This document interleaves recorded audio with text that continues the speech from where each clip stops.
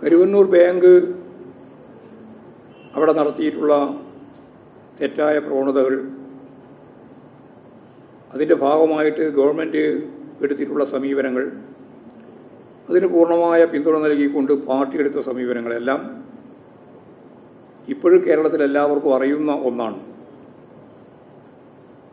ഇന്നത്തെ പരിസ്ഥിതിയിൽ ആ ബാങ്കിനെ ഗവൺമെൻറ് സംവിധാനം കൂടി ഉപയോഗപ്പെടുത്തി മെച്ചപ്പെട്ട നിലയിൽ മുന്നോട്ടേക്ക് നയിക്കുന്ന സ്ഥിതിയാണ് ഇപ്പോഴുണ്ടായിട്ടുള്ളത്. അപ്പോൾ പ്രശ്നം പരിഹരിക്കുന്നതിന് വേണ്ടിയുള്ള വഴികളിലേക്കാണ് യഥാർത്ഥത്തിൽ കാര്യങ്ങൾ നീങ്ങിയത്. സഹകരണ മേഖലയിലുള്ള ഇത്തരം പോരായ്മകൾക്ക് തീർച്ചയായിട്ടും പരിഹാരം കണ്ട് അത്തരം സഹകരണ സംഘങ്ങളെയും പൊതുവെ സഹകരണ പ്രസ്ഥാനത്തെയും സംരക്ഷിച്ചു പോവുക, അത് ഭരിക്കുന്നത് ആരെയെന്ന് നോക്കിയിട്ടല്ല, സഹകരണ പ്രസ്ഥാനങ്ങളെ പൊതുവിൽ മുന്നോട്ടേക്ക് നയിക്കാൻ ഉതകുന്ന സമീപനം സ്വീകരിക്കുക എന്നുള്ളതാണ് CPIM എക്കാലവും സ്വീകരിച്ചിട്ടുള്ളത്. ഇതിൻ്റെ ഒരു ഘട്ടത്തിൽ ED ഈ കേസുമായിട്ട് കടന്നു വരികയും കേസ് അന്വേഷണം രാഷ്ട്രീയ തലത്തിലേക്ക് നീക്കാൻ, അതാണ് അവരുടെ ഏറ്റവും പ്രധാനപ്പെട്ട അജണ്ട. ബാങ്ക് സംരക്ഷിക്കുകയോ ബാങ്കിൻ്റെ ഭാഗമായിട്ടുള്ള നഷ്ടപ്പെട്ടു പോയിട്ടുള്ള പണം കണ്ടെത്തുകയോ ചെയ്യുക എന്നുള്ളതല്ല. CPIMനെ എങ്ങനെയാണ് കടന്നാക്രമിക്കുക എന്ന അജണ്ട ഉപയോഗപ്പെടുത്തി നിരവധി പാർട്ടി നേതാക്കൾക്കെതിരായിട്ട് അന്വേഷണവും അതിൻ്റെ ഭാഗമായ ചോദ്യം ചെയ്യലും ഉൾപ്പെടെ നടത്തുകയുണ്ടായി. പാർട്ടി ജില്ലാ സെക്രട്ടറി MM വർഗീസിനെതിരായി അന്വേഷണത്തോടുള്ള അന്വേഷണം, അതുപോലെ തന്നെ മൊയ്തീൻ MLAക്കെതിരായി അന്വേഷണം, PK ബിജു അന്വേഷണത്തിൻ്റെ ഭാഗമായിട്ട് നേരിട്ട് ഹാജരാകണമെന്ന് ചൂണ്ടിക്കാണിച്ച കാര്യം, കണ്ണനെ സംബന്ധിച്ചിടത്തോളം ഇതേപോലെ തന്നെ നിലപാട് എന്ന് പറഞ്ഞാൽ പാർട്ടി എന്തോ ഇത്തരം കളവുകൾക്ക് കൂട്ടുനിൽക്കുന്നു എന്ന് വരുത്താനാണ് ED. അതിന് പൂർണ്ണമായ പിന്തുണ നൽകിയിട്ടുള്ളവരാണ് മാധ്യമങ്ങളിൽ ഒരു വലിയ വിഭാഗം. എല്ലാ മാധ്യമങ്ങളും ഞാൻ പറയുന്നില്ല, ഒരു വലിയ വിഭാഗം മാധ്യമങ്ങളും അതിന് പൂർണ്ണമായിട്ട് കൂട്ടുനിൽക്കുകയും അതിൻ്റെ ഭാഗമായിട്ടാണ് അവിടെ പാർട്ടി ലോക്കൽ കമ്മിറ്റി അംഗമായിരുന്ന PR അരവിന്ദാക്ഷനെ കേസിൽ പ്രതിയായി കഴിഞ്ഞ 15 മാസം അദ്ദേഹത്തിന് ജാമ്യം പോലും കൊടുക്കാതെ ജയിലിൽ കിടക്കുകയും ഇപ്പോഴേറ്റവും അവസാനം അദ്ദേഹത്തിൻ്റെ ജാമ്യവുമായിട്ട് ബന്ധപ്പെട്ട് ഹൈക്കോടതി കേസുകൾ പരിശോധിച്ചപ്പോൾ ഇദ്ദേഹത്തെ ജയിലിലടച്ച് മതിയായ ഒരു കാരണവും പറയാതെ ED കേസ് തെറ്റായ രീതിയിലാണ് കൈകാര്യം ചെയ്തത് എന്ന് പരസ്യമായിട്ട് പറയുന്ന നിലയുണ്ടായി. അത് എവിടെയും ചർച്ച ചെയ്തിട്ടില്ല. ഒരു മാധ്യമവും അതിൻ്റെ മേലെ എന്തെങ്കിലും രീതിയിലുള്ള കമൻറ്റ് ഉണ്ടാക്കിയില്ല. ഞാൻ എല്ലാ സമയവും പറയുന്നത് പോലെ നിങ്ങളുടെ വർഗപരമായ കാഴ്ചപ്പാട് വെച്ചുകൊണ്ട് അതിനെ സംരക്ഷിക്കുന്ന EDയെ സംരക്ഷിക്കുന്ന നിലപാടാണ് യഥാർത്ഥത്തിൽ സ്വീകരിച്ചത്. പാർട്ടിക്കെതിരായിട്ട് കടന്നാക്രമണം നടത്താൻ ഉപയോഗിച്ച ഒരു പേരും ഒരു കേസുമായിരുന്നു അരവിന്ദാക്ഷൻ്റെയും അതുപോലെ തന്നെ കരുവണ്ണൂർ കേസ് എന്നുള്ളതാണ് ഞാൻ ചൂണ്ടിക്കാണിച്ചത്.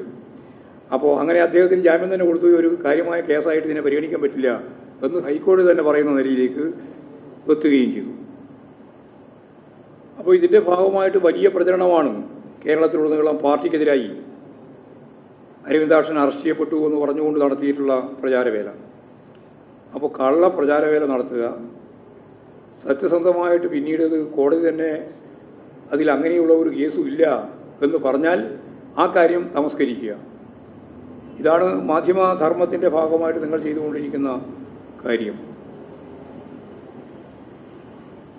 ഇതിൻ്റെ ഭാഗമായിട്ടാണ് കേന്ദ്ര ഏജൻസികൾ വാർത്തകൾ മാധ്യമങ്ങൾക്ക് തെറ്റായ രീതിയിൽ നൽകുകയും പൊടിപ്പും തൊങ്ങലും വെച്ച് വാർത്തകൾ പ്രസിദ്ധീകരിക്കുകയും ചെയ്തിട്ടുള്ളത്. ഞാൻ നേരത്തെ പറഞ്ഞ പോലെ MLAമാർ ഉൾപ്പെടെയുള്ളവരെ ഇതിൻ്റെ ഭാഗമായിട്ട് ചോദ്യം ചെയ്യുന്നു. CPIMൻ്റെ തന്നെ അക്കൗണ്ട് 6ഓളം അക്കൗണ്ടുകൾ മരവിപ്പിക്കുന്നു. കേട്ടുകേൾവിയില്ലാത്ത രീതിയിലുള്ള നിലപാടുകളാണ് ED യഥാർത്ഥത്തിൽ CPIMനെതിരായി, പ്രത്യേകിച്ച് തെരഞ്ഞെടുപ്പെല്ലാം നടക്കുന്ന പാർലമെൻറ്റ് തെരഞ്ഞെടുപ്പെല്ലാം നടക്കുന്ന ആ സന്ദർഭത്തിൽ എടുത്തിട്ടുള്ളത്.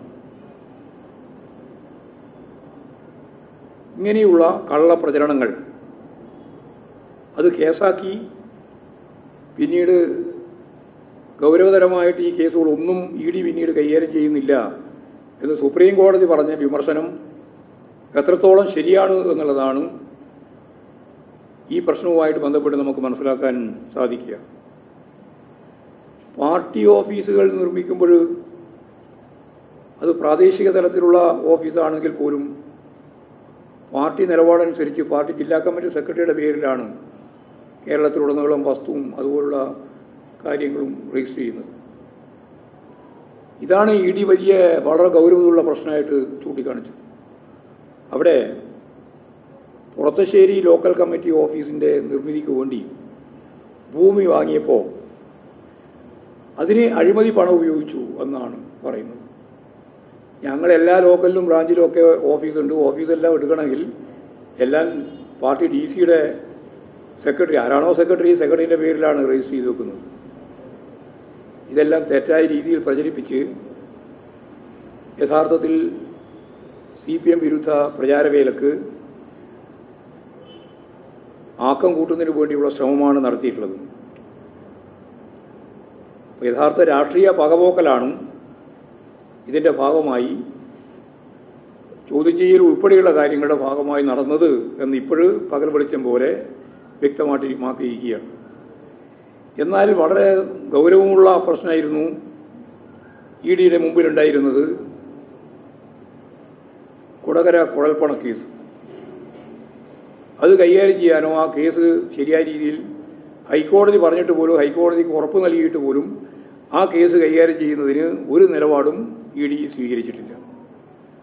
തിരൂർ സതീഷ് എന്ന BJP ഓഫീസ് സെക്രട്ടറി കള്ളപ്പണവുമായി ബന്ധപ്പെട്ട ഇടപാടുകൾ അതിൽ BJPക്കുള്ള ബന്ധം കൃത്യമായിട്ട് പറഞ്ഞതിന് ശേഷവും ആ കേസന്വേഷണത്തിൽ മുന്നോട്ടേക്ക് പോകാൻ കേന്ദ്ര ഏജൻസികൾ തയ്യാറാവുന്നില്ല എന്നുള്ളതാണ് അതിൽ ഏറ്റവും പ്രധാനപ്പെട്ട കാര്യം. അപ്പോൾ ഇതിൽ BJPക്ക് മാത്രമല്ല കോൺഗ്രസ് നേതാവായ ഷാഫി പറമ്പിലിനും ഷാഫിയെ പോലുള്ളവർക്കും പങ്കുണ്ടെന്ന് കെ സുരേന്ദ്രൻ തന്നെ ആരോപിച്ചു. യാതൊരു മുണ്ടാട്ടവും കോൺഗ്രസിനില്ല, ഇ ഡിക്കുമില്ല. അപ്പോൾ ഷാഫി പറമ്പിലിന് കിട്ടിയിട്ടുള്ള കൊടുത്തു എന്ന് അവർ തന്നെ പറയുന്ന പണത്തെ സംബന്ധിച്ചുള്ള വിശദീകരണം ആരും തന്നെ നൽകാൻ തയ്യാറില്ല. കോൺഗ്രസും തയ്യാറില്ല, ഷാഫിയും തയ്യാറില്ല, ഇ ഡി ഏറ്റെടുക്കാനും തയ്യാറില്ല. ഇത്തരം കാര്യങ്ങളിൽ യഥാർത്ഥത്തിൽ ഇ ഡി ചെയ്തുകൊണ്ടിരിക്കുന്നത് അവരുടെ രാഷ്ട്രീയ കാഴ്ചപ്പാട് വെച്ചുകൊണ്ടുള്ള പ്രവർത്തനങ്ങളാണെന്ന കാര്യത്തിൽ യാതൊരു സംശയമില്ല. അപ്പോൾ തെറ്റായ വഴികളാണ് CPMനെതിരായി അവർ ഉപയോഗിക്കാൻ തീരുമാനിക്കുകയും നടപ്പിലാക്കിക്കൊണ്ടിരിക്കുകയും ചെയ്യുന്നത്. യഥാർത്ഥത്തിൽ നേരത്തെ പറഞ്ഞ രീതിയിലുള്ള കള്ളപ്പണ ഇടപാടുകളൊന്നും പരിശോധിക്കാനോ അവർ തന്നെ ഹൈക്കോടതിയിൽ പറഞ്ഞതുപോലെ ഞങ്ങൾ ആവശ്യമായ നിലപാട് സ്വീകരിക്കുന്നുണ്ട് എന്ന് പറഞ്ഞതിന് കൃത്യമായ നിലപാടുകൾ സ്വീകരിക്കാനോ തയ്യാറില്ലാതിരിക്കുന്നു എന്നുള്ളതാണ് നമ്മുടെ മുമ്പിലുള്ള ചിത്രം.